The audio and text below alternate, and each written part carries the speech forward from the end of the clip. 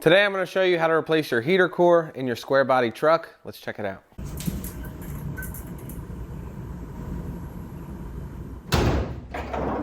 First thing we're dealing with is the two coolant hoses that are connected to the heater core. This truck specifically is a 1985 C10, and it was a factory air truck, but I deleted it and put on this block off plate. So this rebuild is pretty fresh on the motor. I don't want to drain my coolant out, so I'm gonna try and save as much of it as I can. So I'm actually gonna connect these two lines together using this little union thing and tuck this out of the way. Now we have 3 mounting bolts holding the heater box in the inside of the cab. There's 2 on the bottom here. If you still have factory air and the box is here, it's gonna be a lot harder to get to these 2. One's right here, and then one over here, and then the one up top.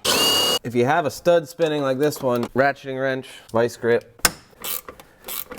Now we can move inside of the cab. We're gonna get the glove box out first. There's 4 1/4-inch bolts on the bottom, and then you just pull the glove box right out. Since we have factory air, we need to get some of this ducting out of the way. So on this, I just have a zip tie. That actually might just pull off. And there's an 8mm screw.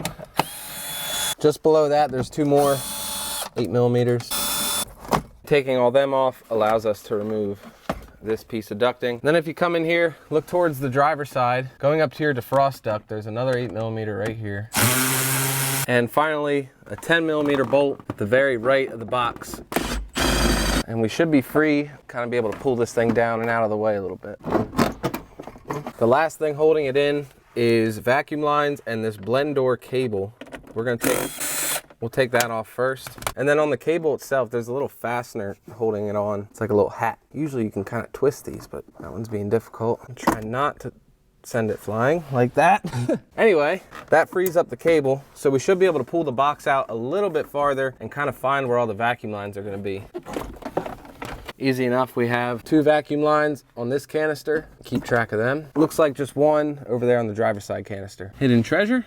Nothing cool.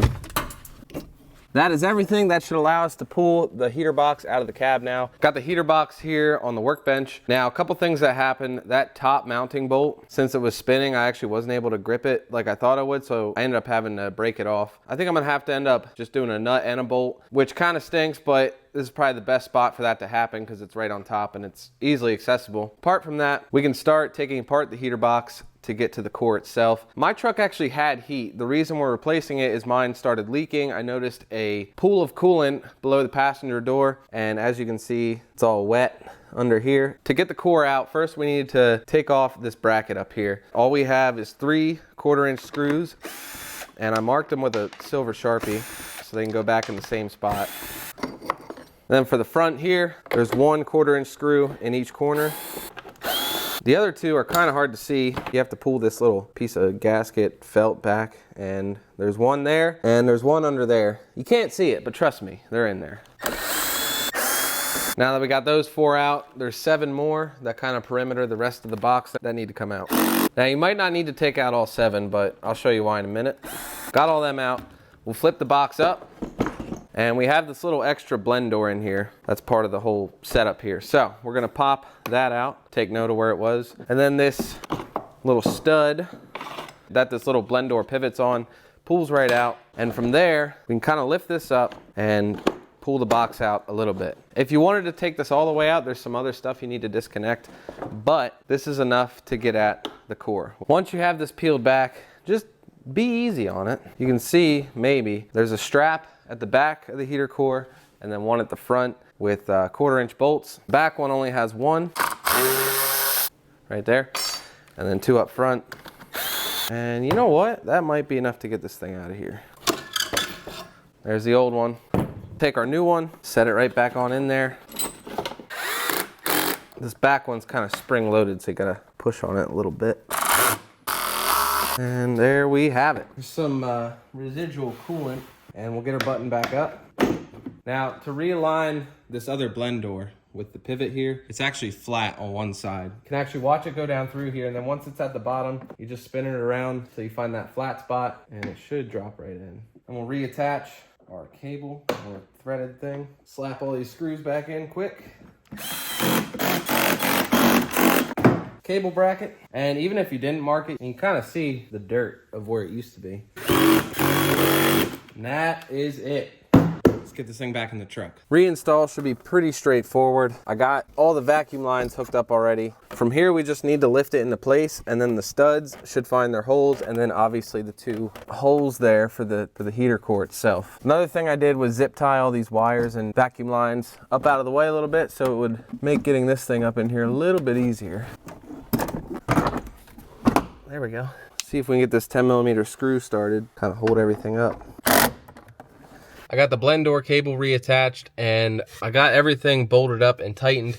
I had to do a nut and bolt at the top one, as you can see, but it works pretty good, and it's fairly easy to get to. For the sake of time, I'm gonna put the rest of this back together. It should pretty much go together exactly the same way it came out, so if I snag up on anything, I'll let you know. Got the interior wrapped up, went about as easy as expected. So now we'll get our heater hoses hooked up. What we do from here is fill up the old fancy funnel, get coolant in the system. Now we'll go ahead, fire up the truck, and get the heat cranking. What we're doing here is bleeding the cooling system. We're gonna let all the air bubbles out of the system. We'll wait till the thermostat opens. It'll probably drink some more. Then we'll make sure we have heat in the cab, and then we'll be done. All the air bubbles seem to work their way out, and the truck is up to temperature now, and we have good heat blowing out of the vents here. I'm gonna call that good. Rad cap. Good heat, no leaks. We have a successful heater core swap. Now, a couple things. If you have an AC equipped truck with all the original equipment still installed, and if you were to run into a situation where the studs on one of the 2 bottom bolts started spinning, kind of like my top one did, I don't even know what you would do. You'd probably have to go in from the cab and drill it out. You can see them from inside the cab, but that'd probably be about your only option, or trying to get in there with a cutoff wheel, or taking off your inner fender, something. Other than that, potentially happening. Pretty straightforward job. You don't have to drain the coolant like a lot of people say you should. Like in my case, my coolant's brand new, so I didn't want to drain it out. And you guys that have trucks that don't have AC, this job's even easier. You don't have to worry about any of the ducting or stuff on the firewall in your way. Pretty easy, straightforward. That is going to wrap it up for this one, guys. Hope you enjoyed it. Take it easy. See you in the next one.